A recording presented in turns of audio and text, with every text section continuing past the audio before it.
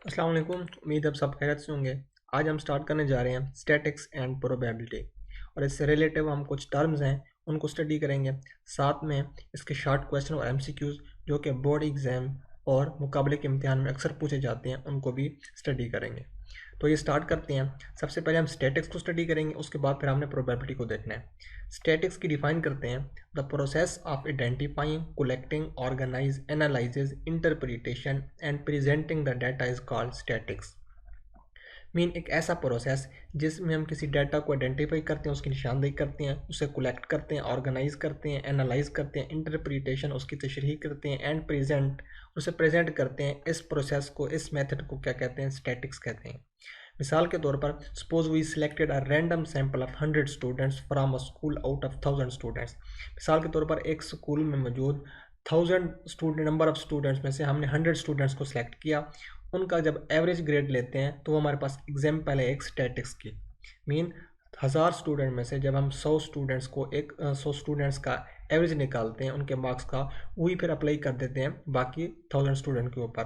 तो इस मेथड को, इस प्रोसेस को क्या बोलते हैं? स्टैटिक्स। इसमें हमारे पास वर्ड आ रहा है डाटा। स्टैटिक्स में वर्ड यूज किया डाटा। अब डाटा क्या होता है? हमारे पास डाटा किस किस्म का होता है? बेसिकली डाटा दो किस्म का होता है। एक पॉपुलेशन कहते हैं, दूसरे को हम सैंपल कहते हैं। पॉपुलेशन की पहले डिफाइन करते हैं। What is population? Population is the entire group to draw the conclusion. Population basically एक वो मुकम्मल ज़ब्ता हयात होता है, वो मुकम्मल ग्रुप होता है जिसमें से हम किसी चीज़ का रिजल्ट कंक्लूड करते हैं। और मिसाल के तौर पर जैसे हम यहाँ पर देखते हैं the average age of people in the whole country card population.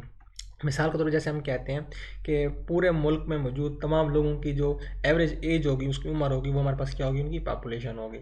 साथ में हमारे पास है characteristics of population is called parameter. कि पॉपुलेशन की जो करेक्टरिस्टिक्स होंगी, उसकी खसूसियात होंगी, उसे क्या बोलते हैं? हम पैरामीटर बोलते हैं।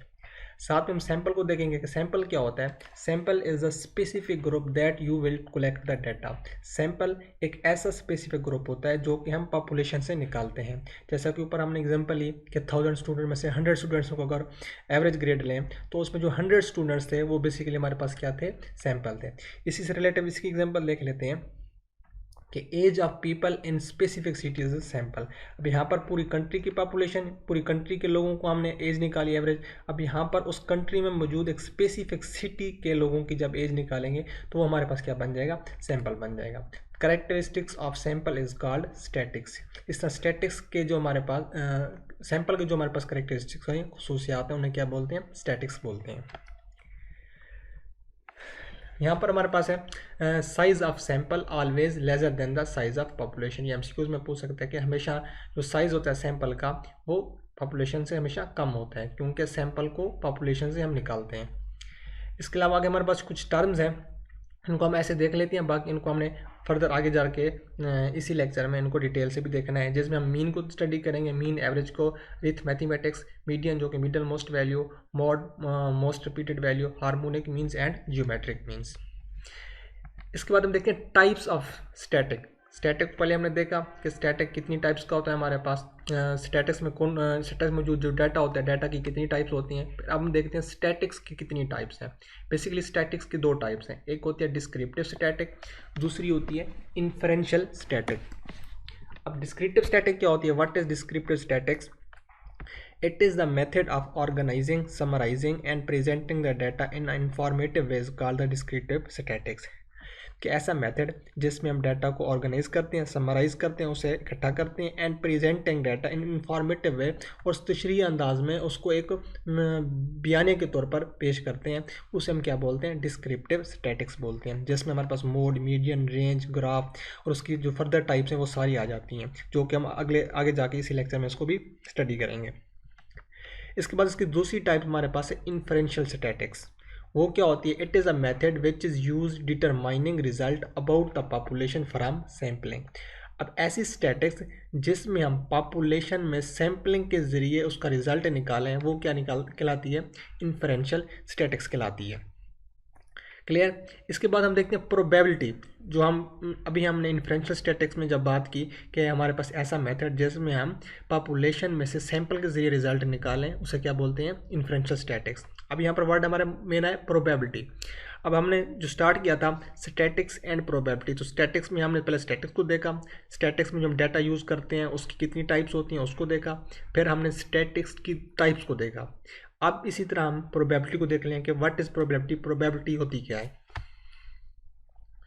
The chance of occurring of event in any experiment is called probability, कि किसी एक्सपेरिमेंट में किसी चांस का वकूफ पजीर होना, उसका पाया जाना क्या कहलाता है, प्रोबेबिलिटी कहलाता है। Probability is expressed by P, probability को कैसे एक्सप्रेस करते हैं, पी से एक्सप्रेस करते हैं। प्रोबेबिलिटी को फाइंड आउट करने का फार्मूला क्या है हमारे पास, प्रोबेबिलिटी इनटू ई मींस इवेंट, यानी कि किसी इवेंट की जो प्रोबेबिलिटी होगी वो इक्वल होगी नंबर ऑफ इवेंट्स क्या न कर, कि वो इवेंट्स जो कि वकूफ पजीर हो सकते हैं उनकी पॉसिबिलिटी है, divided by total number of outcomes, उस मतलब जितने उसके टोटल नंबर होंगे वो कितने होंगे हमारे पास, उसको डिवाइड करना है उससे हमने। हम इसको इसी के फार्मूले की मिसाल से समझते हैं। फॉर कोइन, एक सिक्के के लिए टोटल इवेंट्स हमारे पास कितने होंगे, मतलब अगर हम कोई एक कोइन को उछालें ऊपर की तरफ तो उसकी जो हमारे पास टोटल आउटकम्स है वो हमारे पास दो हैं, या तो उसका हेड होगा या फिर टेल होगा, दो हैं। अगर हम उसकी प्रोबेबिलिटी निकालना चाहें उसके हेड की, तो हेड की प्रोबेबिलिटी क्या होगी, 1/2। अब हम देखते हैं नंबर ऑफ इवेंट्स क्या ना कर, अब हेड एक दफ़ा आ सकता है, तो 1 divided by number of total outcomes कितने हमारे पास, वो दो हैं, तो 1 डिवाइडेड बाय 2। इसको जब डिवाइड करना है हमने तो हमारे पास 0.5 भी आ सकते हैं और 50% जब परसेंटेज में निकालेंगे तो ये भी आ सकता है। तो आपसे MCQs में प्रोबेबिलिटी ऑफ हेड के बारे में इन तीन में से कोई भी दे सकता है या ऑल ऑफ दीज भी कह सकता है, तो आपने इसे देख के करना है।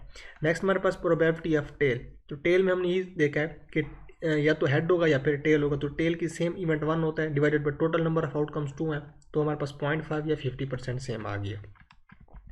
इस तरह हम फॉर डाइस छक्के के लिए देखते हैं कि जो हम लूडो में इस्तेमाल करते हैं, तो उसमें टोटल आउटकम्स यानी कि इवेंट्स कितने होते हैं, 6 होती हैं, मतलब उसकी 6 साइडें होती हैं उस डाइस की। आप अगर प्रोबेबिलिटी निकालना चाहें 1 की, तो 1 probability divided by total number of outcomes कितनी है, 6, इसकी परसेंटेज निकालेंगे तो 16% या फिर 0.16। इस तरह मतलब अगर डाइस को एक दफ़ा हम रोल करवाएं तो एक वक्त में एक ही साइड उसकी आनी है जो जिसको हमने काउंट करना है। अगर 1 2 3 इस तरह आप करते जाएं तो सबके हमारे पास क्या होगी, 6 होगी, 16% होगी, क्योंकि एक वक्त में सबकी एक ही साइड हमारे पास आनी है उस डाइस की। अगर वो कहे प्रोबेबिलिटी ऑफ 1 और 6, मतलब 1 भी हो सकती है या 6 भी हो सकती है। अब हमारे पास जो चांसेस है वो कितने हैं, 2 हो गए, डिवाइडेड बाय टोटल कितनी है हमारे पास 6, तो इसको कैंसिल आउट करेंगे तो 0.33 या 1/3 या फिर 33% आ सकता है। इसी तरह प्रोबेबिलिटी ऑफ 1 एंड 6, अब यहाँ पर 2 का कह रहा है कि 1 भी होगा और 6 भी होगा, तो ये पॉसिबल ही नहीं है, क्योंकि हम जानते हैं कि जब डाइस को हम रोल करवाते हैं तो जो प्रोबेबिलिटी होती है उसकी जस्ट 1 हो सकती है या फिर 6 हो सकती है, मतलब एक टाइम में 1 हो सकती है, एक टाइम में 2 नहीं हो सकती, ये पॉसिबली एग्जिस्ट ही नहीं कर सकता। तो हम इसे कह सकते हैं कि ये हमारे पास क्या होगा, 0/6, तो 0% इसकी प्रोबेबिलिटी होगी। अब यहाँ पर हम देखेंगे कि रूल्स फॉर टेकिंग प्रोबेबिलिटी, कि प्रोबेबिलिटी को लेने के लिए, निकालने के लिए हमें किन रूल्स को देखना पड़ता है, किन रूल्स को एप्लीकेबल करना पड़ता है।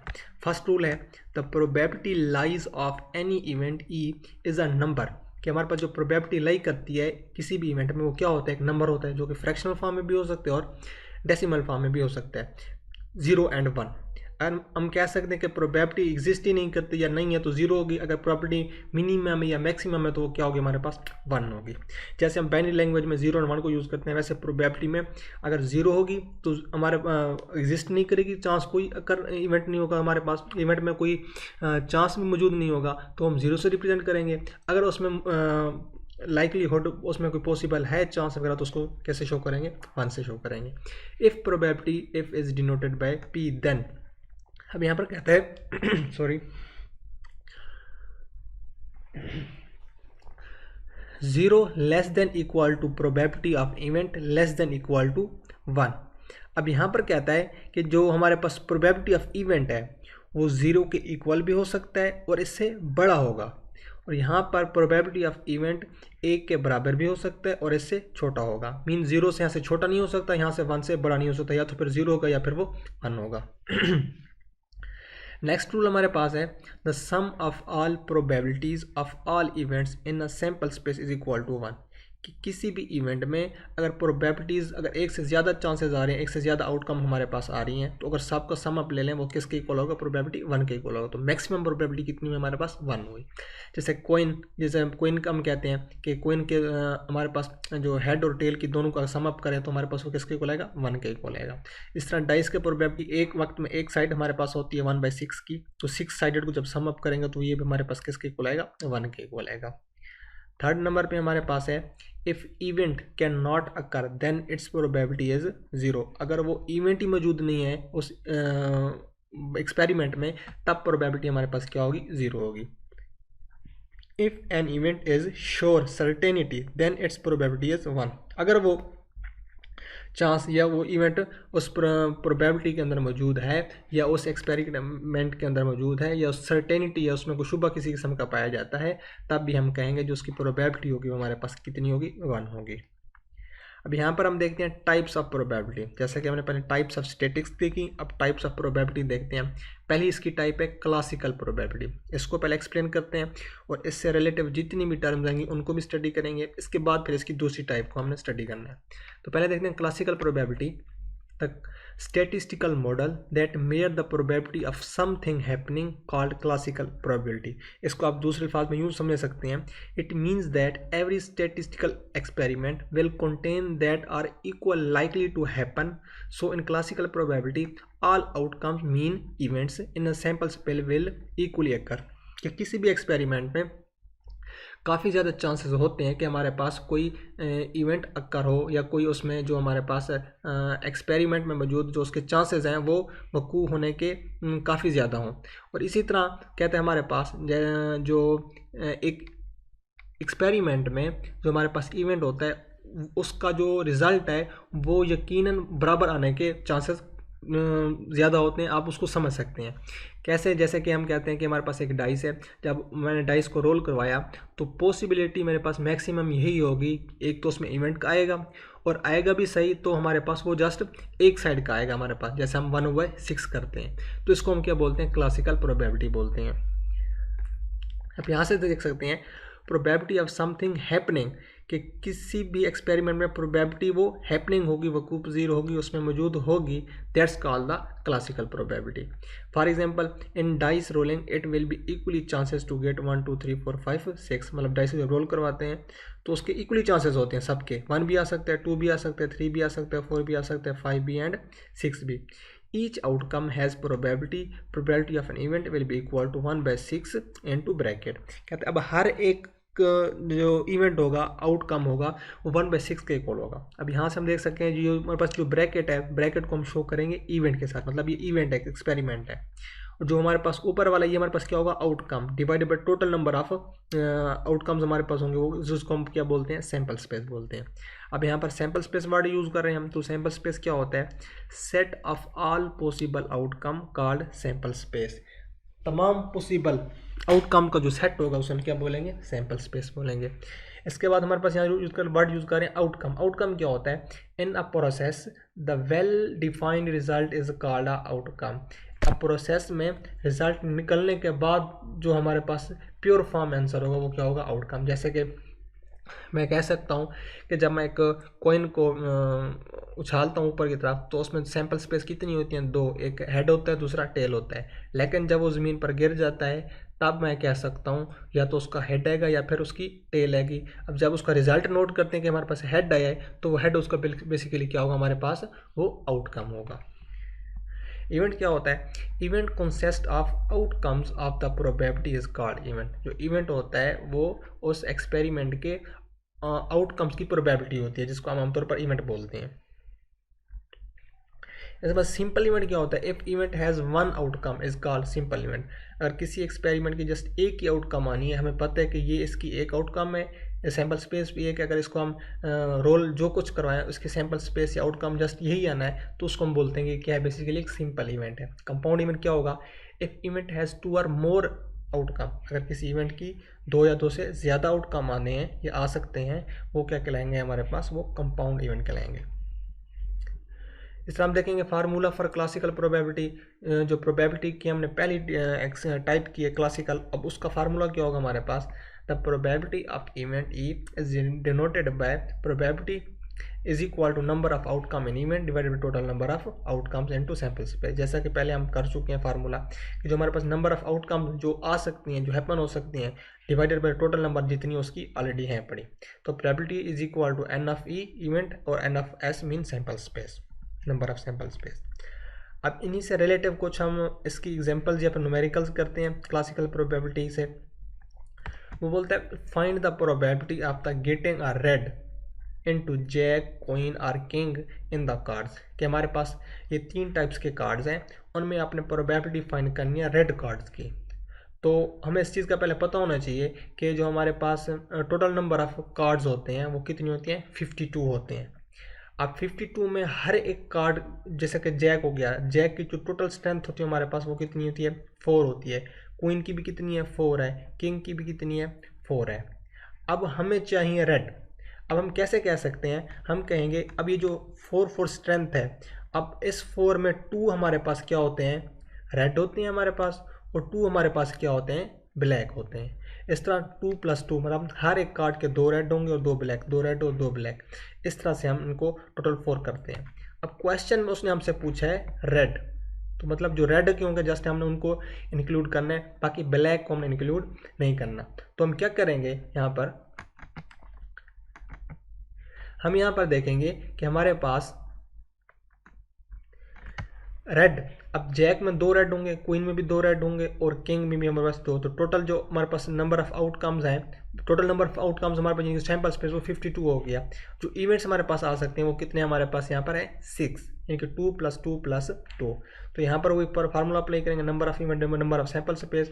अब कितने इवेंट है, नंबर ऑफ इवेंट हमारे पास 6 / 52 इज इक्वल टू 3/26। तो ये हमारे पास प्रोबेबिलिटी आ गई कार्ड्स की, जिसमें जैक, क्वीन और किंग के रेड कार्ड शामिल होंगे। नेक्स्ट न्यूमेरिकल हमारे पास है, कहते हैं find the probability that 2 of 3 kids girl if family has 3 kids। तो इसको समझने के लिए पहले आपने इसकी थोड़ी नंबरिंग कर लेनी है कुछ इस तरह से। अब हम क्वेश्चन के मुताबिक देखेंगे कि क्वेश्चन में क्या कहता है कि हमने प्रोबेबिलिटी फाइंड करनी है 2 of 3 kids गर्ल, कि 3 हमारे पास यानी कि चिल्ड्रन है, बच्चे हैं, जिनमें हमने 2 गर्ल्स की प्रोबेबिलिटी फाइंड करनी है 3 में से।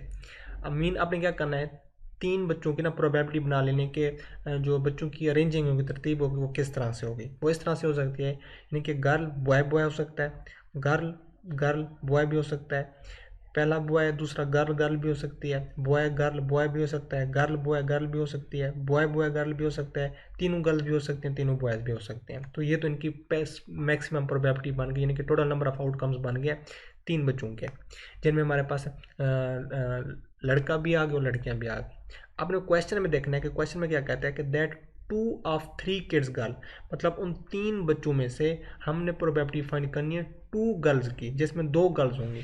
तो हम देखते हैं कि इनमें हमारे पास कितने में 2 गर्ल्स आ रही हैं, तो उनको हमने क्या करना है, नॉमिनेट कर लेना है। अब इसमें हमारे पास एक, इसमें आगे हमारे पास 2 गर्ल्स आ गई, इस तरह एक इसमें 2 गर्ल्स आ गई हमारे पास, और दूसरा हमारे पास एक इसमें 2 गर्ल्स आ गई। बाकी सब में अगर देख लें तो हमारे पास किसी में 3 है तो किसी में 1 है। तो हमारे पास मतलब जो अकॉर्डिंग टू क्वेश्चन जो हमारे पास आउटकम्स बन रही है वो कितनी बन रही है, 3 बन रही है।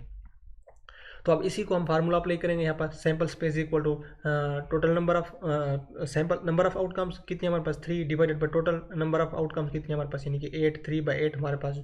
इसको अगर हम फर्दर डिवाइड करें तो हमारे पास इसकी प्रोबेबिलिटी का आंसर आ जाएगा। नेक्स्ट हमारे पास है समेशन। समेशन में हम क्या क्या देखेंगे, समेशन का मतलब होता है एड अप करना, प्लस करना काफ़ी फैक्टर्स को, जिसमें हमारे पास गिवन डाटा में है x1 = 15, x2 = 10, x3 = 18 and x4 = 6। अब उसने में कहा है कि summation i = 1, i stand for general term from 1 to 4 and xi = find out, कि हमने xi कोई जनरल टर्म्स है, xi की जगह हमारे पास 1 भी हो सकता है, 2 भी हो सकता है, 3 भी हो सकता है, 4 भी हो सकता है। हमने 1 से 4 तक इनको एडअप करना है, सम अप करना है। तो हमने यही क्वेश्चन लिखा। अब जो हमारे पास जनरल टर्म्स हैं यानी कि xi फर्स्ट में क्या आएगा हमारे पास 1, फिर सेकंड, फिर थर्ड, फिर फोर्थ, सबको क्या करना है हमने एडअप। जो गिवन वैल्यूज है उनको सबको हमने एडअप करना है, तो हमारे पास क्या आ जाएगा इसका आंसर। इसी तरह हमारे पास एक और क्वेश्चन है, summation i = 1 to 3 xi square is equal to find out. हमने इसको फाइंड आउट करना है। मीन हमने कहाँ से जाना है, 1 से लेके 3 तक जाना है और जो जनरल टर्म्स है हर एक जनरल टर्म का स्केयर रूट लेना है और उसका स्केयर लेना है और उसको आपने एडअप कर देना है। तो यहाँ पर टोटल हमारे पास जो नंबर ऑफ टर्म्स है वो 4 है, x4 तक। हमने कहाँ तक जाना है, x3 तक, जो उसने ऑलरेडी क्वेश्चन में हमसे पूछा है। अब इसी के मुताबिक हम x1 का स्केयर प्लस x2 का स्केयर प्लस x3 का स्केयर, तो x1 की वैल्यू 15 है, x2 की वैल्यू 10 है, जो कि ऑलरेडी ऊपर गिवन है, x3 की वैल्यू 18 है। इन सबको हम एडअप करेंगे तो हमारे पास इनका जो आंसर होगा वो यहाँ पर हमने इसको एज इज नोमिनेट कर देना है। यहाँ पर हमारे पास और कुछ एग्जाम्पल्स हैं। x1 is equal to 3, x2 is equal to 5, x3 is equal to 7। अब यहाँ पर मुख्तलिफ किस्म के कुछ क्वेश्चन कर रहे हैं, यानी कि summation n is equal 1 to 3 into x i, वो सिंपली आपने एडअप कर देना है इन तीनों को। बी में summation i is equal 1 into 3 2 into x i का स्केयर। अब आपने क्या करना है कि एक्स आई जनरल टर्म्स है, हम कहाँ से कहाँ तक, 1 से 3 तक, मतलब तीनों इसमें शामिल होंगे। अब हर एक का आपने क्या करना है, स्केयर लेना है। स्केयर लेने के बाद उनका स्केयर को आपने 2 से मल्टीप्लाई करते जाना है। आप इसको 2 को कॉमन भी ले सकते हैं, आप 2 को अलग अलग सब से मल्टीप्लाई करके भी करवा सकते हैं। तो इस तरह फिर इसके आंसर को सबको आपने क्या करना है, आपस में एडअप कर देना, तो हमारे पास इसका आंसर आ गया। फर्दर हम इसको आगे सोल्व भी करेंगे। तो इसका आपने क्या करना है, summation i is equal 1 to 3 x i minus iota i. अब i stand for general term, कोई भी टर्म हमारे पास हो सकती है। अब यहाँ पर हम अगर x1 है, हम फर्स्ट का हमारे पास फर्स्ट टर्म है, जो फर्स्ट टर्म होगी वो माइनस जो टर्म हम यूज़ करेंगे उसमें से इसको क्या करेंगे, माइनस करेंगे। इस क्वेश्चन को हम इस एग्जांपल से भी समझ लेते हैं कि यहाँ पर हमारे पास आई अप्रोचेस टू 2 to 3, यानी कि 2 से 3 का हमें करना है एक्स आई माइनस आई। अब 2 से 3 जाना है हमने, एक 2 का इंक्लूड होगा और दूसरा 3 का होगा। तो एक्स आई कहाँ से चलना है हमने, 2 से, तो x2 का मतलब क्या होगा, x2 माइनस 2 टर्म हमारे पास एज इट इज़ आ जाएगी 2 से 3 तक। तो हमारे पास जनरल टर्म कौन सी होगी, 2 आएगी प्लस। अब क्योंकि आप इनका समेशन मतलब होता है इनको एडअप करना, प्लस इनटू। अब ये जो मैंने सही ये फार्मूले का एज इट इज़, इसको हमने एज इट इज़ पुट कर दिया। अब इस 2 के बाद कौन सी टर्म आएगी, 3 आएगी माइनस जो टर्म यहाँ पर यूज़ किया है माइनस भी हमने वही टर्म यूज़ करनी है, क्योंकि ये आई और ये दोनों सेम फॉर्म में स्टैंड कर रहे हैं।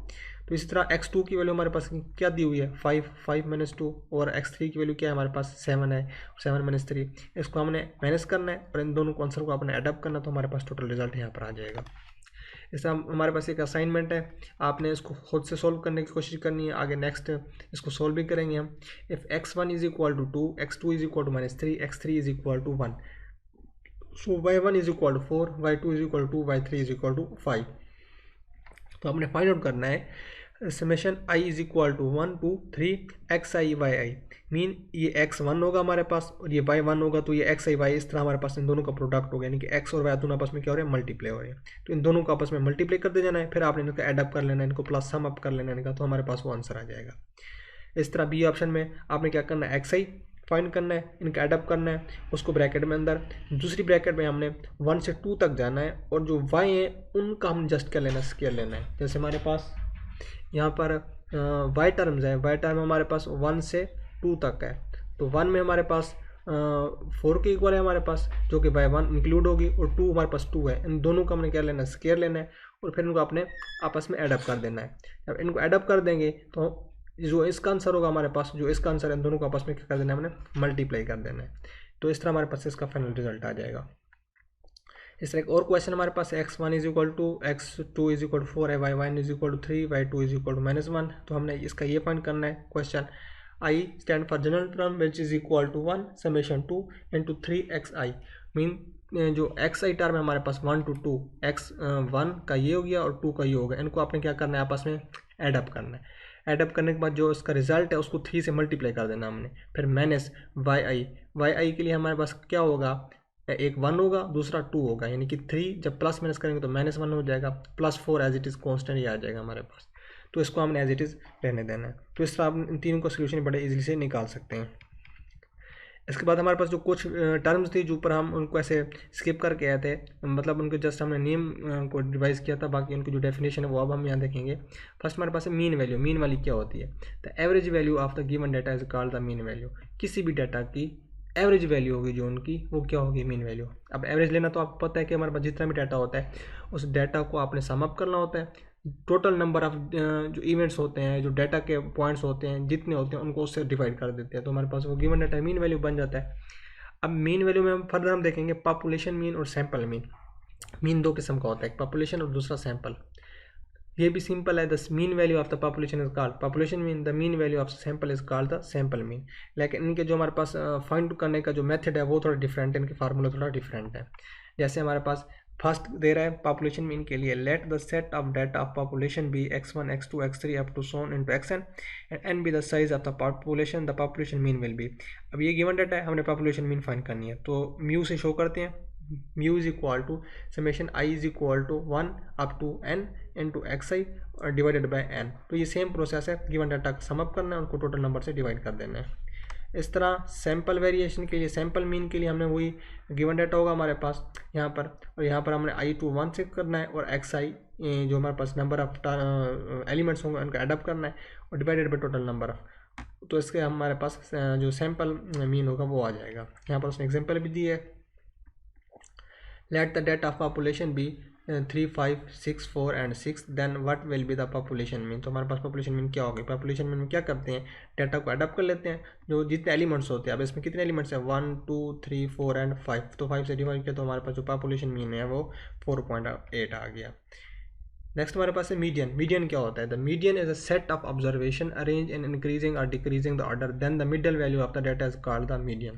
कि हमारे पास अगर कोई वैल्यू दी हुई हो, पहले वैल्यू को हम क्या करना है, अरेंज करना है ऑब्जर्व करने के बाद, या तो इंक्रीजिंग ऑर्डर में दे दें या फिर डिक्रीजिंग में दे दें, जिसमें दे दें उससे हमें कोई इशू नहीं पड़ेगा। अब जब उसको इंक्रीजिंग और डिक्रीजिंग ऑर्डर में दे देंगे तो उसकी मिडल मोस्ट वैल्यू होगी, जो दरमियान वाली वैल्यू होगी, उसे क्या बोलते हैं, हम मीडियन कहते हैं। मिसाल के तौर पर ये उसने क्वेश्चन में हम डाटा दिया है तो हमने मीडियन फाइंड करना है, तो देखते हैं सबसे पहले हम डिक्रीजिंग टू इंक्रीजिंग जाते हैं। सबसे पहले छोटी वैल्यू कौन सी है, 79, 82, 86, 92 एंड 93। अब मिडन वैल्यू देखते हैं, 2 साइड इस साइड पे हम स्किप करते हैं, 2 इस साइड से स्किप करते हैं, दरमियान में हमारे पास रह जाती है इनकी 86। तो मतलब इसका मीडियन जो होगा, मिडल मोस्ट वैल्यू होगी वो कौन सी होगी, 86 होगी। कुछ वैल्यूज इस तरह भी दे सकता है, find the median of data 2.3, 2.7, 2.5 fraction form है 2.9, 3.1 एंड 1.8। और इनको मैं यहाँ पर करूँ तो मेरे पास ये ऑलमोस्ट 6 वैल्यू बन रही है, मतलब हर एक की पूरी वैल्यू बन रही है। तो मैं क्या करूँगा, पहले तो इनको इंक्रीजिंग और डिक्रीजिंग ऑर्डर में लेके आऊँगा, 1.9, 2.3, 2.5 डिक्रीजिंग टू इंक्रीजिंग ऑर्डर में लेके चला गया। अब मैं क्या करूँगा, यहाँ से देखूंगा अगर हमारे पास 1, 2, 3 और ये 1, 2, 3 भी पूरी हो रही है, तो मैं क्या करूँगा, यहाँ से 2 वैल्यू को मैं क्या करता हूँ, नेग्लिजिबल करता हूँ, निगलेक्ट करता हूँ, यहाँ से भी 2 वैल्यू को निगलेक्ट करता हूँ। तो दरमियान में कौन सी वैल्यू बन रही है, 2 वैल्यू बच रही है, 2.5 और 2.7। इनका मैंने फिर मीन ले लेना है, तो इनका मीन लेने के लिए मुझे इन दोनों को एडअप करना पड़ेगा और 2 वैल्यू जब 2 से डिवाइड कर दूंगा तो मेरे पास इसका जो मीडियन आ जाएगा वो कितना आ जाएगा, 2.6, मतलब 2.5 और 2.7 के दरमियान वो एग्जिस्ट करेगा। ये हमारे पास यहाँ पर असाइनमेंट है जो कि ऊपर मैंने आपको ऑलरेडी बता दी। आप यहाँ से अगर पहले खुद से सोल्व करने की कोशिश करिए, अगर वहाँ से ना हो तो यहाँ पर सोल्व किया हुआ है, आप इसको भी इजीली सोल्व कर सकते हैं। इसमें हमारे पास वही सेम है, आपने इसको प्रोडक्ट करना है पहले क्वेश्चन में, दूसरे क्वेश्चन में फर्स्ट ब्रैकेट में आपने इसका सम अप लेना है, दूसरे में जो वाई की वैल्यू जो उनका स्क्वायर लेके उनका सम अप करना है, फिर दोनों के आंसर को आपस में प्रोडक्ट कर देना है। इस तरह एक और क्वेश्चन में आपको ऑलरेडी बता दिया है कि एक्स की वैल्यू का सम अप करके 3 से मल्टीप्लाई करना है, माइनस वाई की वैल्यू को सम अप करना है, प्लस 4 एज इट इज़ को रहने देना है। तो इस तरह हमारे पास इसका जो रिजल्ट आएगा वो 24 तक आ रहा है। नेक्स्ट टर्म हमारे पास यूज़ हो रही है पॉपुलेशन वेरिएंसेस। वो क्या होती हैं, the let x1, x2, x3 up to सोन xn be the finite population then its variances is. अगर हमारे पास जो गिवन डाटा है अगर वो फिनाइट है, महदूद है, तब हम पॉपुलेशन वेरिएंस को इस फार्मूले से फाइंड आउट कर सकते हैं। Sigma square is equal to summation I is equal 1 to n into xi minus mu whole का स्क्वायर डिवाइडेड बाय n। अब जो xi हमारे पास ये जनरल टर्म्स है, मीन x1, x2, x3 अब सोन ये हो होंगे, माइनस म्यू क्या हमारे पास मीन वैल्यू जो हमने ऊपर फाइंड आउट किया है, और इन दोनों का हमने क्या कर लेना है, इसकी जो जनरल टर्म में से उसकी मीन वैल्यू को माइनस करके उसको होल स्केल लेना है, divided by total number of हमने कर देना है, तो हमारे पास इसका आंसर आ जाएगा। उसकी जो स्टैंडर्ड डेविएशन की फॉर्म होती है, तो स्क्वायर को खत्म करने के लिए दोनों तरफ स्क्वायर लेते हैं, तो फार्मूला हमारे पास कुछ इस तरह से बन जाता है। यहाँ पर हमारे पास कुछ एग्जांपल है, लेट द डाटा पॉपुलेशन भी, हमारे पास डाटा गिवन दिया हुआ है, what will be the standard deviation, standard deviation हमारे पास क्या होगी, तो mu is equal to x1, x2, x3 up to सोन। अब हमने क्या करना है, स्टैंडर्ड डेविएशन फाइंड करनी है ये वाली। अब इसमें सबसे पहले हमें फाइंड करना है ये म्यू, मीन वैल्यू मुझे फाइंड करनी है। तो इस डाटा से मैं मीन वैल्यू फाइंड कर लेता हूँ, सबको एडअप करके टोटल नंबर से डिवाइड करता हूँ, मेरे पास इसकी वैल्यू 7 आ गई। अब मुझे क्या करना है, स्टैंडर्ड डेविएशन के लिए मुझे मीन वैल्यू को हर एक जनरल टर्म में से क्या करना है, माइनस करना है। अब अगर जनरल टर्म लूँ तो मैं कह सकता हूँ, मैं पहले कौन सी मेरे पास आ रही है, 7 है, फिर कौन सी है, 5 है, मतलब 7 माइनस जो मेरे पास इसका आंसर निकला वो कितना है, 7। तो इस तरह 5 minus 7, 9 minus 7, 7 minus 7, 8 minus 7, 6 minus 7, हर एक एक अलहदा को मैंने माइनस करते आना, उनका स्क्वायर रूट लेते आना है। और अगर मैं डेविएशन की फॉर्म में नहीं लिख रहा तो इस तरफ स्क्वायर रूट लूँगा, यहाँ पर स्क्वायर रूट नहीं लगाऊंगा। तो उस मेथड से मैंने सारी इसकी वैल्यू पुट कर दी, डिवाइडेड बाय टोटल नंबर 6 है। तो इसको मैं फर्दर सोल्व करूंगा तो एंड में स्क्वायर रूट ले सकता हूँ, मेरे पास जो स्टैंडर्ड डेविएशन की फॉर्म में आ जाएगी, तो उसको इंक्लूड करूंगा, कैलकुलेट करूंगा, तो मेरे पास वैल्यू आ जाएगी 1.29। इस तरह सैम्पल वेरिएंसेस हमारे पास सेम होता है, थोड़े बहुत डिफरेंस होता है इसका।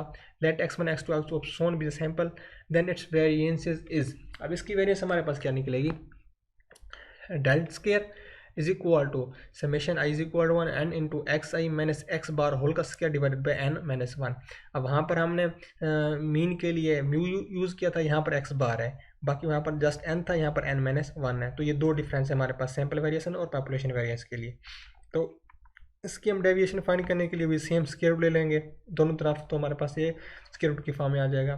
तो इसकी जो एग्जांपल है हमारे पास गिवन डाटा दिया हुआ है, हमने पहले एक्स डैश फाइंड करना है। एक्स डैश के लिए मतलब पतला है हमें मीन वैल्यू, तो मीन वैल्यू हमने यहाँ से फाइंड कर ली। अब हर एक जनरल टर्म को हमने में से माइनस करना है इसको, तो 12 माइनस 16, 15 माइनस 16, 7 माइनस 16, 20 माइनस 16, इनका हमने माइनस निकालना है और इनका स्क्वायर रूट भी साथ साथ लेते चलना है, और टोटल में से हमने एक को माइनस भी करना है। तो इससे कैलकुलेट करेंगे तो हमारे पास इस तरह इसकी वैल्यू भी यहाँ तक आ जाएगी। आगे नेक्स्ट हमारे पास कुछ असाइनमेंट के कुछ शॉर्ट क्वेश्चन है जो कि बेसिक टर्म्स है स्टैटिक्स एंड प्रोबेबिलिटी की, तो उन्हें देखते हैं। फर्स्ट हमारे पास observation. What is observation? An observation is a value of something of interest that we are measuring or counting during a study or experiment. कि किसी एक्सपेरिमेंट या स्टडी के दौरान कोई भी चीज़ जिसको हम मेयर करते हैं या फिर काउंट करते हैं किसी इंटरेस्ट के तौर पर, तो वो बेसिकली हमारी क्या होती है, ऑब्जर्वेशन होती है। For example let's say how well you are saving perform over the period of 1 year. मिसाल के तौर पर एक पूरे साल में अगर हम कोई स्पेसिफिक मंथ्स का अपना बजट निकालना चाहें, मतलब हमको ऑब्जर्व करना चाहें कि हमारे पास उनमें अर्निंग कितनी हुई है, हमारे पास सेविंग कितनी हुई है, तो वो हमारे पास क्या होगी, बेसिकली वो हमारी ऑब्जर्वेशन होगी। जैसे कि मार्च में हम फ़र्ज़ करेंगे $564, जून में $576, तो इन चीज़ों का रिकॉर्ड करना, इनको स्टडी करना, इनको मेयर या फिर काउंट करना, ये हमारे पास बेसिकली ऑब्जर्वेशन कहलाता है। नेक्स्ट हमारे पास टर्म है constant. Constant has a fixed value and it's value can not be change by any variable.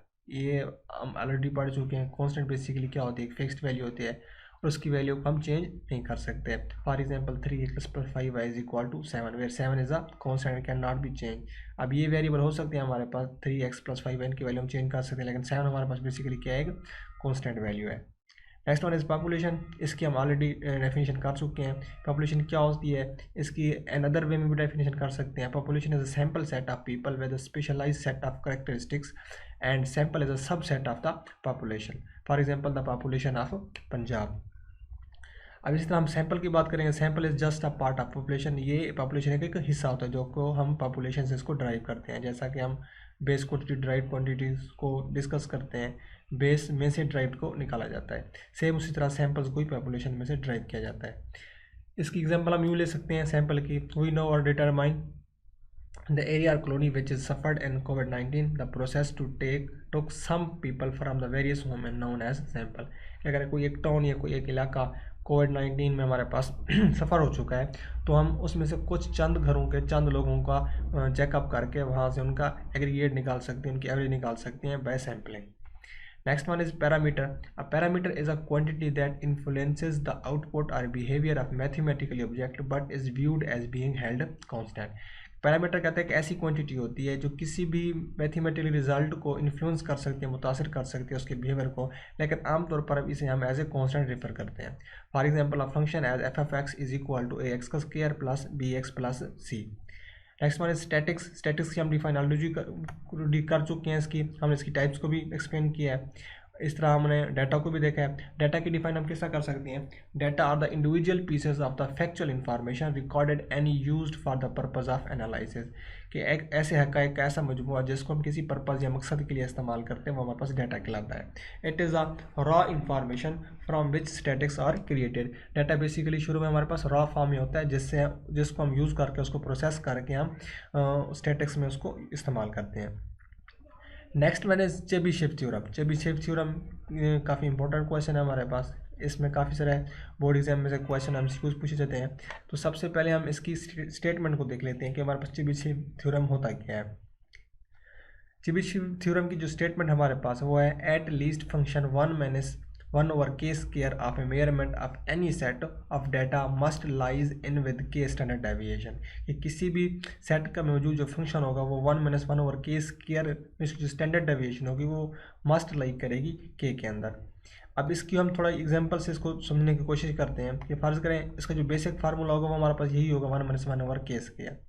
अब हमने स्टैंडर्ड डेविएशन चेक करना है कि हमारे पास जहाँ पर ये जीरो ना हो। अगर हम यहाँ पर 1 वैल्यू पुट करेंगे तो ये 1/1 1 हो जाएगा, 1 - 1 0 हो गया। तो हम स्टैंडर्ड डेविएशन हमेशा कहाँ से स्टार्ट करेंगे, 2 से स्टार्ट करेंगे। तो अगर स्टैंडर्ड डेविएशन हम 2 से स्टार्ट करते हैं तो हमारे पास इसको हम स्क्वायर लेंगे, 1/1 1/4 हो जाएगा। तो इसका एलसीएम कर लेंगे तो हमारे पास 3/4, अगर परसेंटेज निकालेंगे तो मल्टीप्लाई बाय 100 तो ये 75% आएगा अगर स्टैंडर्ड डेविएशन हम 2 रखें। किसमें, चेबीशेव थ्योरम में। इस तरह स्टैंडर्ड डेविएशन हमारे पास 3 आ जाए तब हमारे पास कितना बनेगा, 8/9। अगर परसेंटेज निकालना चाहे तो हमारे पास वो 88.9%। अगर 4 रखें तो इस तरह हमारे पास ये परसेंटेज ऐसे ऐसे इंक्रीज होती जाएगी। तो बेसिक ये हमारे पास पर्पज़ है स्टैंडर्ड डेविएशन का चेबीशेव थ्योरम में इस्तेमाल के लिए।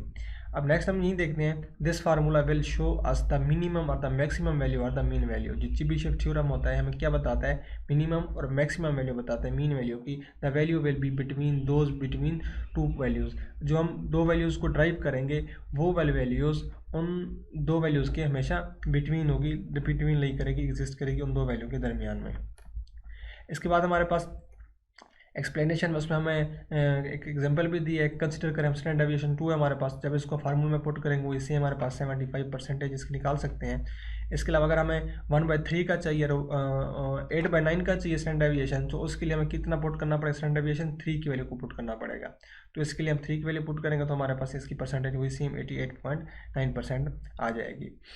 सो इसकी आगे हमारे पास एक एग्जांपल है, वो कहता है average are the mean value of the income of any town is ₹35,000 per month, के एक टाउन की जो इनकम है महाना वो उसका जो एवरेज है वो कितने 35,000। What is the percentage of the homes earn between 30,000 to 50,000 with standard deviation is 3.33। अब स्टैंडर्ड डेविएशन ऑलरेडी मैं बता दी है, अब हमें उसकी परसेंटेज फाइंड करनी है।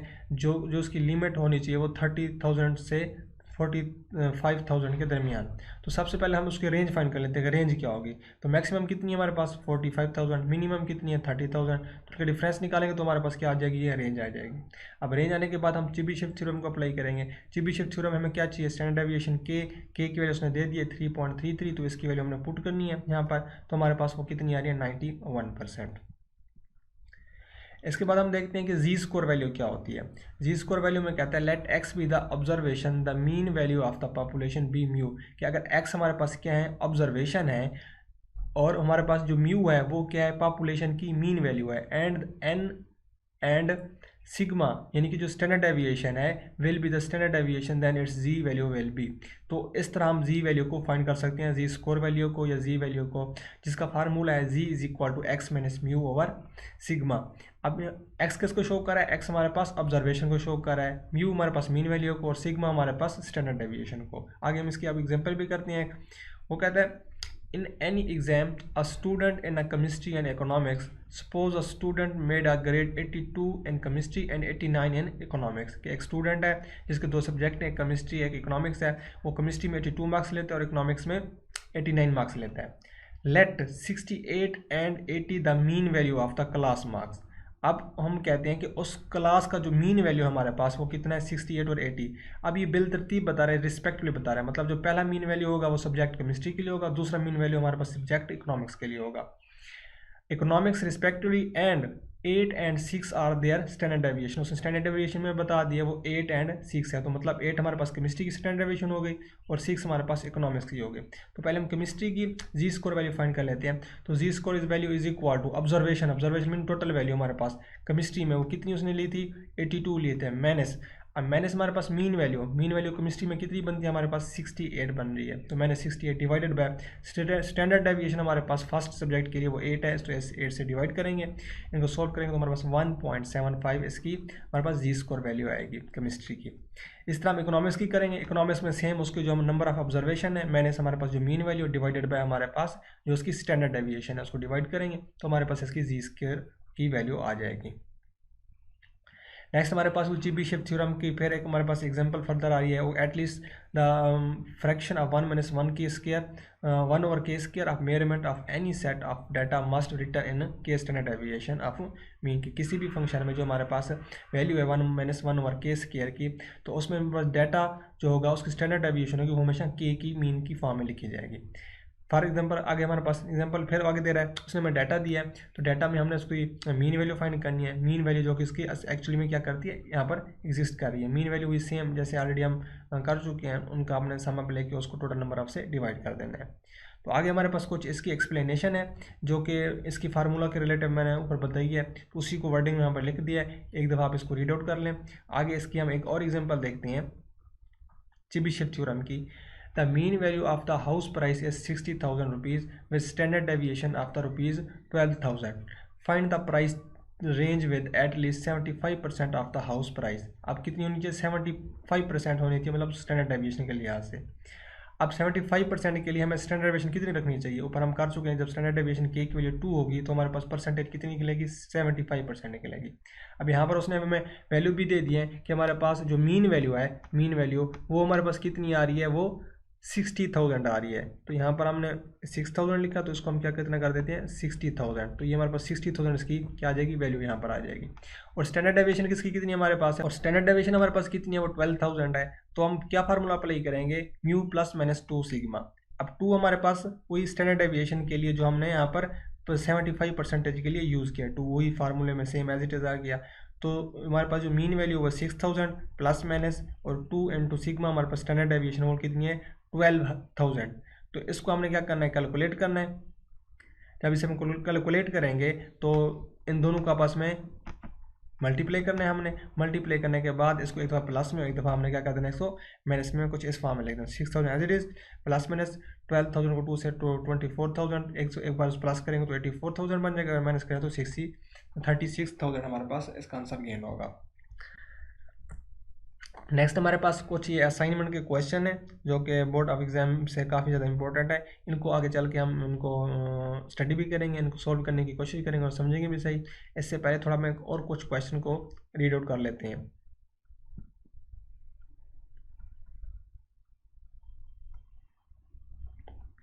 इन सारे क्वेश्चन को हमने आगे रिस्पेक्टिवली देखना है। इससे पहले हम थोड़ा देख लेते हैं फ्रीक्वेंसी डिस्ट्रीब्यूशन के बारे में कि फ्रीक्वेंसी डिस्ट्रीब्यूशन बेसिकली हमारे पास होती क्या है। A tabular arrangement of data where the given data is classified into different classes and the number of the items following in each class is stated as a frequency distribution.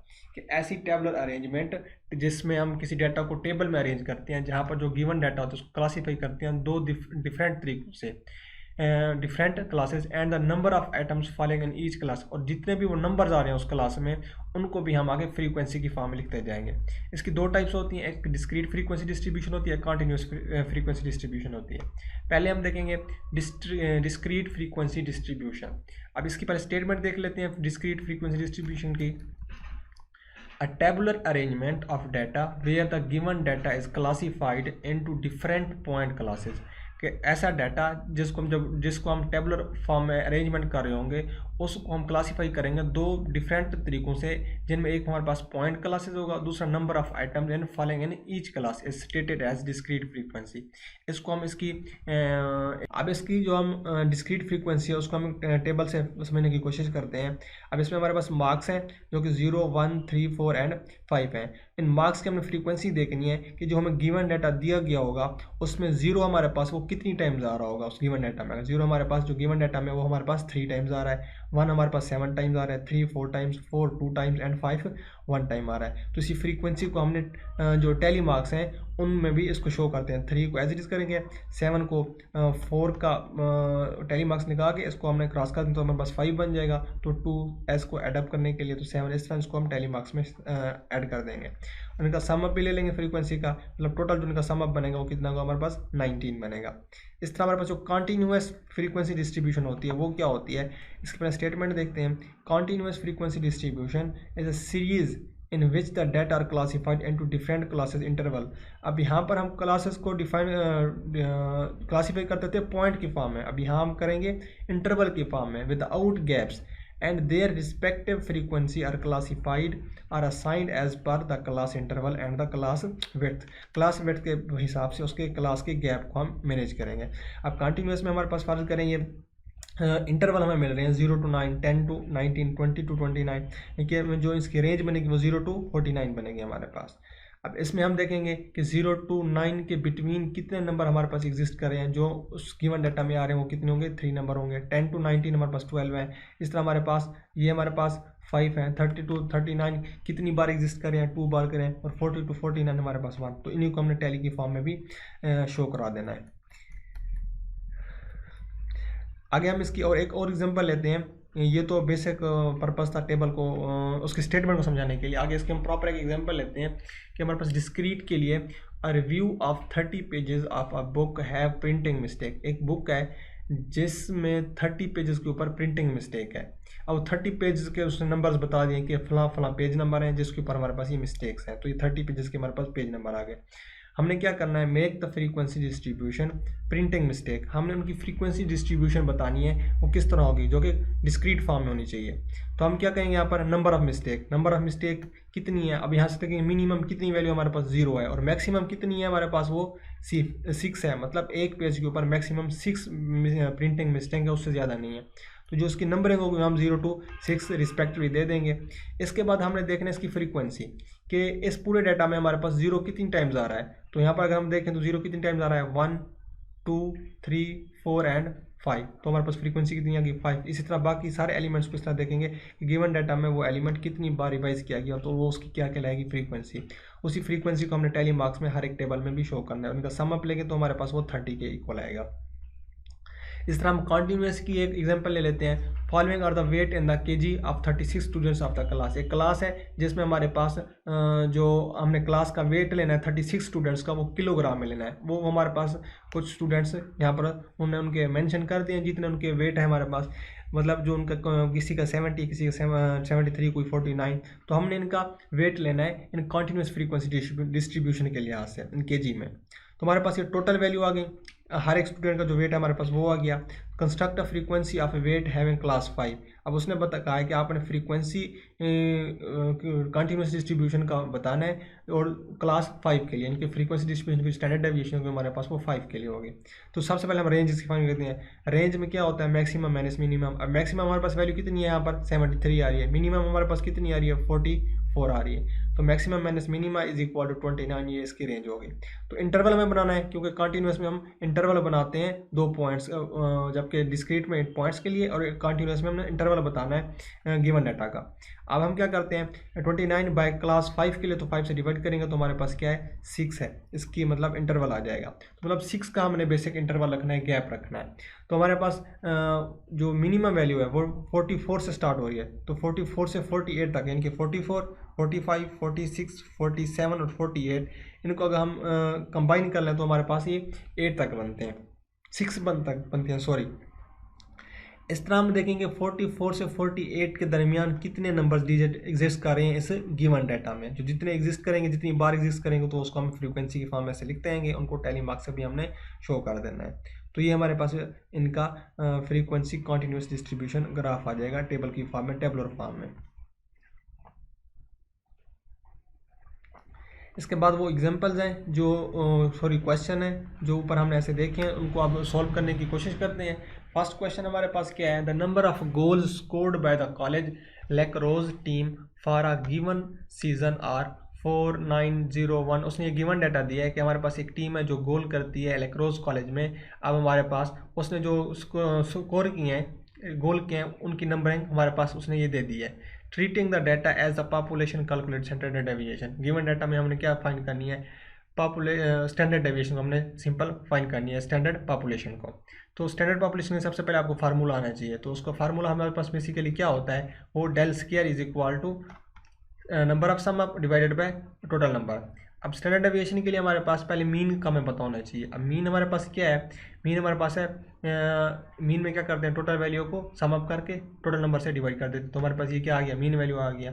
इसके लिए standard deviation के लिए यानी कि sigma का square is equal to, अब हमारे पास जो ये वैल्यू होती थी यानी कि एक्स आई होती थी, उसमें से हम माइनस करते थे उस आई को। आई हमारे पास कोई पहली वैल्यू होगी या कोई पहला नंबर होगा जो हम मीन, बल्कि आप यूँ कह सकते हैं कि जो हमारे पास एक्स आई होगी उसमें से माइनस करेंगे हम मीन की वैल्यू को, म्यू को, जो कि हमारे पास 10 आ रही है। तो हर एक वैल्यू में से 10 को हमने क्या करना है, माइनस करना है और उसका स्क्वायर करना है। फिर आपने सबका सम अप ले लेना और फिर आपने टोटल नंबर से क्या कर देना है, डिवाइड कर देना है। तो ये हमारे पास क्या आ जाएगी, स्टैंडर्ड डेविएशन। तो इस तरह आपने सारे डाटा को कैलकुलेट करना है, यहाँ पर उनका टोटल नंबर से डिवाइड करना है। तो हमारे पास ये स्टैंडर्ड डेविएशन की वैल्यू आ जाएगी। एंड में आपने दोनों तरफ स्क्वायर ले लेना है। तो हमारे पास ये standard deviation will be equal to 8.24। Next question हमारे पास question number 12। If the distribution of the IQs of the college student Arizona has a mean of mu is equal to 123 and standard deviation is sigma is equal to 9, use Chebyshev theorem to determine the interval containing at least 3/4 of IQs। हमने Chebyshev theorem को apply करते हुए IQs के जो 3/4 IQs है उसको हमने determine करना है। अब 3/4 करने के लिए हमें कितनी स्टैंडर्ड डेविएशन की वैल्यू कितनी लेनी चाहिए, और हम कितनी लेते थे, 2 लेते थे। अगर 2 को हम करें तो हमारे पास 3/4 आती है और 70% जो हमारे पास थी वो 75% के करीब थी। अब हम क्या करते हैं यहाँ पर, अब हम देखते हैं कि हमारे पास जो गिवन डाटा है वो हमें यहाँ पर दे दिया गया है। वो गिवन डाटा में हमारे पास फार्मूला हम क्या लगा देते हैं, mu plus minus 2 into sigma. अब म्यू मीन वैल्यू कितनी है 123 जो कि गिवन है, इसके साथ plus minus 2 into standard deviation कितनी है हमारे पास 9 है। तो इसको मल्टीप्लाई करेंगे, एक बार प्लस एक बार माइनस में, तो हमारे पास इसका ये रिजल्ट आ जाएगा। और साथ में हम इस के की वैल्यू को चेबीशेव थ्योरम में अप्लाई करेंगे, उसके फार्मूले में 1 - 1 ओवर के स्क्वायर में। तो यहाँ से देखेंगे ये IQ हमारे पास बाकी 3/4 के लिए जो हमारे पास स्टैंडर्ड डेविएशन आ रही है वो 141 और 105 आ रही है। नेक्स्ट हमारे पास बी ऑप्शन इसी का है, number of more than 1/9 of the IQs। अब 1/9 है, 1/9 के लिए हमें चेबीशेव थ्योरम का कौन सा नंबर लेना चाहिए, वो हमारे पास 3 है। तो 3 इंटू सिग्मा यानी कि स्टैंडर्ड डेविएशन है। तो इसके लिए सेम हुई फार्मूला अप्लाई करके यहाँ पर जस्ट हमारे पास 3 से इसको मल्टीप्लाई करना है, तो हम इसको एक दफ़ा प्लस दूसरी दफ़ा माइनस में लिखेंगे, तो हमारे पास ये रिजल्ट आ जाएगा। और साथ में इसको हम चेबीशेव थ्योरम के फार्मूला भी अप्लाई करना है, तो वो हम एग्जिस्ट वाकई कर देंगे, हमारे पास ये 8/9 है। सॉरी, यहाँ पर हमारे पास जो वैल्यू होगी वो 8/9 के लिए होगी। जो वैल्यू होगी हमारे पास यहाँ पर वो 8/9 के लिए होगी, 8/9।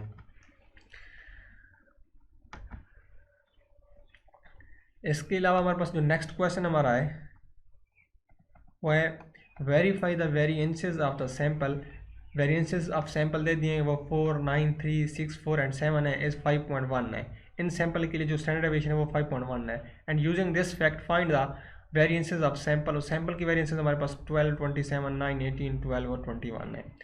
तो हमने क्या करना है, स्टेप 1 में हम स्टैंडर्ड डेविएशन को देखना है कि जो number of size of solution है, टोटल नंबर कितने हैं यहाँ पर 1, 2, 3, 4, 5 एंड 6 हैं, वो कितने हैं, टोटल नंबर 6 हैं। उन वैल्यूज़ को हमने इक्वल करना है उसके स्टैंडर्ड डेविएशन की, जो कि इक्वल किसके इक्वल है, 5.1 है। तो हमने इसके इक्वल इसके कर दिया। अब हम स्टेप 2 में क्या करेंगे, स्टेप 2 में हम देखेंगे द सैंपल। अब सैंपल की जो उसने कैलकुलेशन दी है वो कितनी थी, 1, 2, 3, 4, 5 एंड ये भी हमारे पास कितनी है, 6 is obtained from the typical sample multiple bye every value. अब यहाँ पर इसके में हमने फार्मूला अप्लाई किया, यानी कि एस ए का स्क्वायर इज इक्वल टू सी ए का स्क्वायर प्लस एस का स्क्वायर। एस हमारा सैंपल हो गया हमारे पास और सी ए के हमारे पास ये जो नंबर ऑफ कैलकुलेशन ऊपर हमने गिवन डाटा में दिया हुआ है वेरिएंसेस, इसकी वैल्यूज हमारे पास आ जाएंगी। अब हमने क्या करना है, इसकी जो हमारे पास वैल्यू है multiple bye every single value, मतलब हमारे पास जो सैंपल की वैल्यू आ रही है जितने भी यहाँ पर एलिमेंट्स हैं वो सारे डिविजिबल बाय हैं 3 के, मतलब 3 के टेबल पे सारे डिविजिबल हैं। तो हम एक इनका कॉमन पॉइंट ले लेंगे जो हमारे पास 3 होगा, इसको 3 से हमने मल्टीप्लाई करना है 3 के स्क्वायर के साथ, मल्टीप्लाई बाय उसकी स्टैंडर्ड डेविएशन 5.1 होगी। तो इसका 3 का स्क्वायर 9 होगा, मल्टीप्लाई 5.1 हमारे पास, तो 45.9 इसकी हमारे पास स्टैंडर्ड डेविएशन मीन में आ जाएगी। इस तरह हमारे पास वेरिएंसेस नेक्स्ट हमारे पास है, वेरिएंसेस हमने फाइंड करनी है। तो वेरिएंसेस फाइंड करने के लिए हम देखेंगे कि हमारे पास जो स्टैंडर्ड डेविएशन आ रही है डेल्टा सिग्मा का स्क्वायर इज इक्वल 5.19, तो यही हमारे पास आंसर होगा इसकी वेरिएंसेस के लिए, मतलब क्योंकि दोनों का डाटा सेम है, जब दोनों का आंसर निकालेंगे तो दोनों का आंसर भी हमारे पास क्या निकलेगा, सेम निकलेगा। नेक्स्ट क्वेश्चन हमारे पास आएगा, the grade point average of a 20 college senior selected at a random from graduating class are follows, grade point of average of 20 college senior selected. अब हमारे पास कॉलेज के 20 स्टूडेंट्स हैं जिनका हमारे पास जो ग्रेजुएटिंग ग्रेड है वो हमारे पास वो बिलतरतीब यहाँ पर दिखा दिया गया है। हमने क्या फाइंड करनी है, स्टैंडर्ड डेविएशन को फाइंड करना है। तो डाटा में गिवन है, स्टैंडर्ड डेविएशन का आपको फार्मूला का पता है कि हमारे पास summation is equal to square root summation i raised to power n to n into x i minus B whole का स्क्वायर डिवाइडेड बाय n। तो सबसे पहले आपने मीन को फाइंड कर लेना है, इन सबको सम अप करके टोटल नंबर से डिवाइड कर देना है, फिर आपने हर एक टर्म में से उस मीन को माइनस करते जाना है, उसका स्क्वायर लेते जाना है, उनका सम अप ले लेना है, फिर डिवाइडेड बाय टोटल नंबर का कर लेना है, फिर एंड में जाके आपने इसका स्क्वायर ले लेना है इसके आंसर का। तो इस तरह आपके पास ये सोल्यूशन आ जाएगा जो आपको यहाँ पर दिखाया गया। अच्छा, अब यहाँ पर किसी क्वेश्चन में आप कह सकते हैं कि standard deviation I1 is equal 1 to 20 तक आपने मतलब जाना है। अगर हो सकता है यहाँ पर गिवन डाटा 20 से ज़्यादा हो तो आपने 20 तक जाके आगे स्टॉप कर देना, आगे उसको नहीं लेके जाना है। नंबर ऑफ हमारे पास जो ग्रेड्स हैं वो 20 तक हैं, तो वहाँ तक आपने जाना है। अगर किसी में ये कंडीशन मेंशन हो, अगर हो सकता है I is equal to 1 and up to 10, तो हमने फर्स्ट 10 को लेना है, तो आगे को हम क्या कर लेंगे, स्टॉप कर देंगे, मिस कर देंगे। इस तरह हमने फार्मूले को अप्लाई करने के बाद एक एक चीज़ को फाइंड किया, फिर फार्मूले में पुट किया, तो हमारे पास स्टैंडर्ड डेविएशन यहाँ पर कुछ इस फॉर्म में आ जाएगी जो कि हमारे पास 0.5 बन रही है। नेक्स्ट हमारे पास है mean deviation of a sample of N observation is defined to be a summation power n into x1 minus x bar mod over n।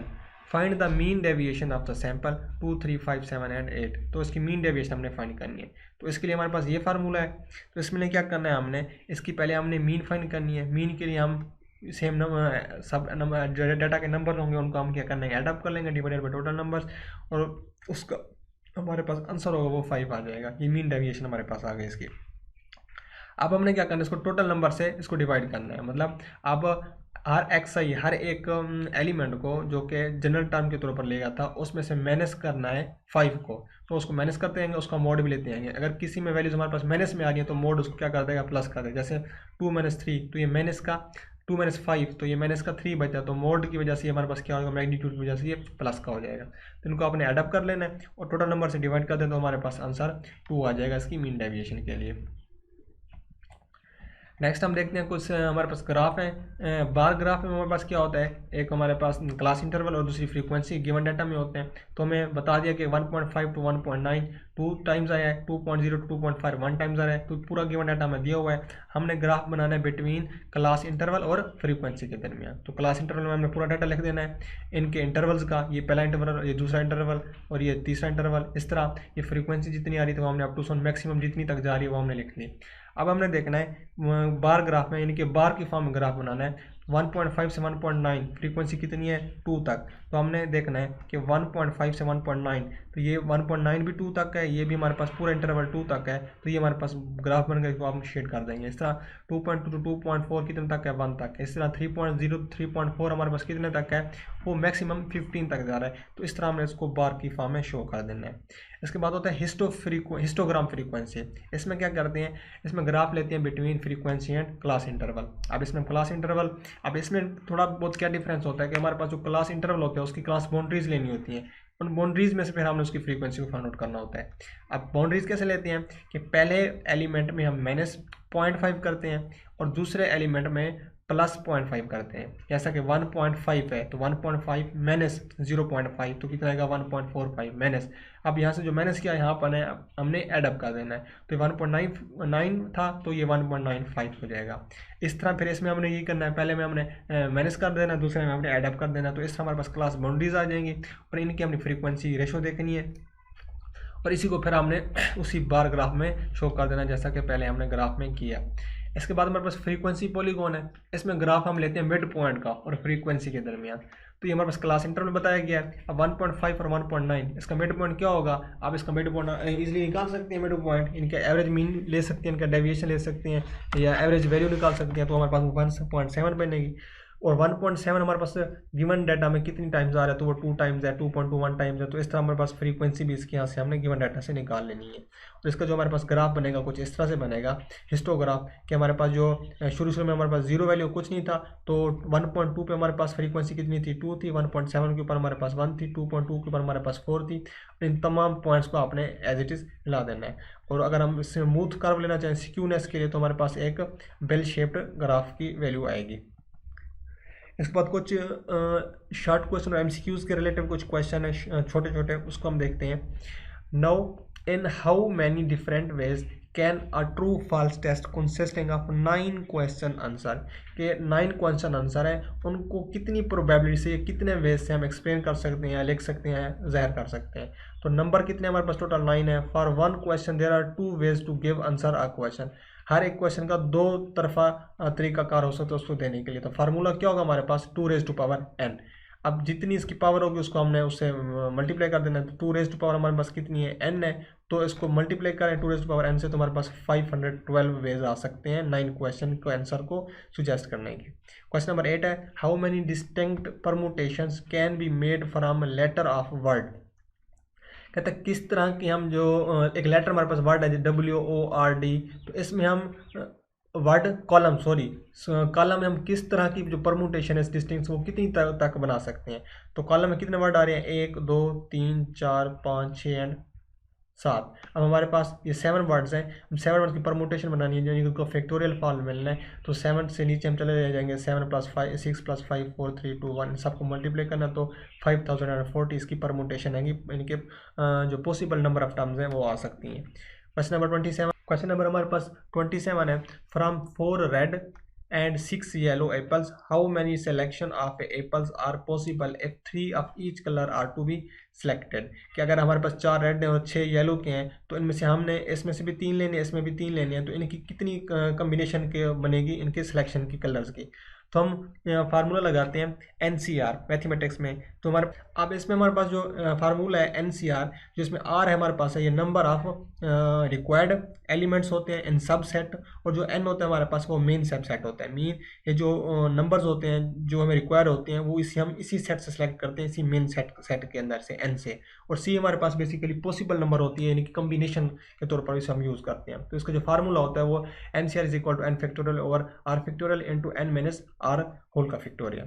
तो इस फार्मूले से हम करेंगे, from 4 red apple 3 red apple can be selected. अब 4 red Apple में से हम 3 एप्पल को कर सकते हैं। अब 4 हमारे पास क्या होगी, मेन सेट हो गया, और 3 क्या हो गया, सब सेट मतलब R हो गया। तो n की वैल्यू हमारे पास 4 होगी, R की वैल्यू हमारे पास 3 होगी। तो गिवन डाटा में हमने पुट करनी है, यहाँ पर पुट करेंगे, इनको कैलकुलेट करेंगे, तो हमारे पास 4 वेज इसके आएंगे, यानी कि 4 तरीकों से इन 4 एप्पल में से हम 3 एप्पल को, रेड एप्पल को सेलेक्ट कर सकते हैं। अब इसी तरह हम फ्रॉम 5 क्वीन एप्पल्स, या फिर आप ग्रीन एप्पल पे कैसे होती हो, 5 queen Apple 3 green Apple can be selected. अब 3 एप्पल्स को हमने सेलेक्ट करना है। अब टोटल मेन सेट हमारे पास कितना होगा, 5 का, और हमारे पास जो सेलेक्टेड रिक्वायर्ड आइटम है वो कितने हैं, 3। तो R की वैल्यू 3 होगी, N की वैल्यू 5 होगी। तो हमने इस फार्मूले के अकॉर्डिंग पुट करनी है, तो हमारे पास यहाँ पर इसकी वैल्यू आ जाएगी इन 10 वेज में। इस तरह हमारे पास अब येलो की आ गई है, 6 है इंटू 3, तो 6 मेन सेट होगा, 3 हमारे पास रिक्वायर्ड सेट होगा। तो इसकी वैल्यू भी इस फार्मूले में पुट करेंगे। तो इस तरह से हमारे पास इनकी कैलकुलेशन करेंगे, इनको कैंसिल आउट करेंगे, तो हमारे पास 20 वेज में इसका हमारे पास आंसर आ जाएगा। There are the number of the ways can 9 apple with 3 of each color can be selected in। अब क्या था हमारे पास, अब जो हमारे पास इनके वेज निकले हैं, कितनी टाइम्स इनको हम निकाल सकते हैं। फर्स्ट में हमारे पास 4 टाइम्स वे था, दूसरे में केस में हमारे पास 10 टाइम्स, और तीसरे यानी कि येलो केस में 20 टाइम्स। सबको मल्टीप्लाई करेंगे मतलब 800 वेज हैं इनकी सिलेक्शन के, जिनमें से हम ये 3 कलर्स को या 3 टाइम्स एप्पल्स को हम चूज़ कर सकते हैं। नेक्स्ट हमारे पास है, a shipment of 12 television sets contain 3 defective sets, in how many ways can a hotel purchase of 5 their sets and receive at least 2 of defective set. Total television number of television कितने हमारे पास, वो है 12। Defective television हमारे पास कितनी है, वो 3 है, और परचेज बाय होटल कितने हमारे पास, वो 5 हो गए। इस तरह एटलीस्ट हमारे पास जो वेव्स बनेंगे वो कितने हमारे पास हैं, 2 है, at least 2 of defective set, 2 defective सेटों से हमारे पास हो सकते हैं। तो इनकी जो कम्बिनेशन परमोटेशन की वैल्यू बनेगी वो C93 × C32 प्लस अब इसी का हमने रिवर्स ले लेना है, C9 2 और C3 3 हमारे पास आया, मतलब ये 3 2 था तो 2 3 हो जाएगा, ये 9 3 था तो ये भी एज इट इज़ 9 3 ही रहेगा। तो इसमें हमने वही सेम इसके ऊपर अलग से परमुटेशन अप्लाई करनी, कम्बिनेशन इसके ऊपर अलग से, फिर प्लस एज इट इज इसकी अलग से कम्बिनेशन और इसके अलग से। तो हमारे पास तो मेन होगा वैल्यू इसकी, ये एन की वैल्यू होगी हमारे पास, मेन सेट होगा, और ये हमारे पास रिक्वायर्ड सेट यानी कि आर की वैल्यू होगी। तो इनकी वैल्यू हमने एज इट इज पुट कर दी, यानी इनको हमने सॉल्व करते आना है, इनको कैंसिल आउट करना है, तो हमारे पास ये इसका फाइनल आंसर निकलेगा 288 वेज। नेक्स्ट हमारे पास है, in how many ways can 5 different trees can be planted in a circle solution. In a circle कहता है किस तरीकों से हम 5 मुख्तलिफ तरीकों से प्लांट को प्लांट कर सकते हैं, उनको उगा सकते हैं, उनकी काश्त कर सकते हैं इन सर्कल फॉर्म में, एक दायरे की फॉर्म में। जब सर्कल की बात है तो उसके लिए परमुटेशन जो फार्मूला होता है वो p×n-1 होल का फैक्टोरियल, मतलब उस टोटल नंबर में से हमने एक को माइनस कर देना होता है। तो n इज इक्वल हमारे पास कितना है 5, तो p इज इक्वल 5-1, तो 5-1 कितना होगा 4, 4 की हमारे पास फैक्टोरियल फॉर्म, 4 की फैक्टोरियल फॉर्म लेंगे तो 24 हमारे पास इसके वेज बनेंगे। इस तरह in how many ways can be a caravan of 8 covered wagons from Arizona be arranged in circle. अब ये भी सर्कल की फॉर्म है, टोटल नंबर हमारे पास 8 है, तो 8 में से 1 को माइनस करेंगे तो 7 का फैक्टोरियल लेंगे तो हमारे पास 5040 वेज आ जाएगा। इस तरह हमारे पास और क्वेश्चन है, in how many ways can 3 oaks, 4 pines and 2 maples be arranged along a property line of does not distinguish between trees of the same kind। अब इसमें हम नंबर ऑफ परमुटेशन बना लेंगे कि n1 हमारे पास 3 हो गया, n2 हमारे पास 4 हो गया और n3 हमारे पास 2 हो गया। तो परमुटेशन के लिए हमारे पास p is equal to total number यानी कि n का फैक्टोरियल ओवर n1 का फैक्टोरियल प्लस n2 का फैक्टोरियल और n3 का, सॉरी इसमें एडअप नहीं करना हमने, जस्ट इनके फैक्टोरियल, लेकिन उनको अपने में मल्टीप्लाई कर देना है। तो हम देखते हैं एज वी नो के टोटल फैक्टोरियल की कितनी बनती है हमारे पास 4 3, इनको एडअप करें 7 7 2 9, तो 7 2 और ये 9 हो गया, तो टोटल नंबर कितने हो गए हमारे पास 9 हो गए। अब 9 का फैक्टोरियल मैंने ओपन कर दिया, नीचे हमारे पास रिस्पेक्टिवली हर एक का फैक्टोरियल मैंने ओपन कर दिया, जो कैंसिल आउट हो तो कैंसिल किया, बाकी हमारे पास उसको मल्टीपल करके डिवाइड कर दिया, तो हमारे पास 1260 वेज आ गए इसके। नेक्स्ट हमारे पास है, in how many bridges hands are possible containing 4 spades, 6 diamonds, 1 club and 2 hearts। तो इसकी भी सेम कम्बिनेशन प्रोबेबिलिटी लगेंगे एनसीआर की। तो टोटल नंबर हमारे पास कितने बन रहे हैं यहाँ पर 13 कार्ड्स हैं, यानी कि 6 4 हमारे पास 10 2 1 3 हो गए, तो 10 और 3 हमारे पास 13 आ गए। अब स्पेड्स हमारे पास कितने हैं, नंबर ऑफ स्पेड्स वो हमारे पास 4 है, टोटल कितने हैं 13 में से 4 की हमने कम्बिनेशन निकालनी है, तो या उसको उसी सेम फार्मूले से हमने निकाल लेनी है, एन का फैक्टोरियल ओवर आर का factorial into N minus R whole का फैक्टोरियल। और डायमंड हमारे पास कितने थे 6 थे, तो उसकी मेन कम्बिनेशन से हमने आर की वैल्यू 6 पुट करते हुए इसकी कम्बिनेशन फाइंड कर लेनी है, 1716 वे इसके निकलेंगे। और फॉर 1 क्लब के लिए वही सेम हमने कम्बिनेशन निकालनी है इसकी टोटल में से, जो उसकी हमारे पास 13 वेज निकलेंगे। और फॉर 2 हर्ट्स के लिए हमने मेन सेट्स में से रिक्वायर्ड सेट को मैनेज करते हुए इसका फैक्टोरियल लेना है, उनको कैंसिल आउट करना है, तो हमारे पास इसकी वैल्यू आएगी 78 वे। तो ये था आज का हमारा लेक्चर, उम्मीद है आपको पसंद आया होगा। वीडियो को लाइक कीजिए, शेयर कीजिए, अपने दूसरे दोस्तों तक पहुंचाइए। वीडियो देखने के लिए थैंक यू सो मच।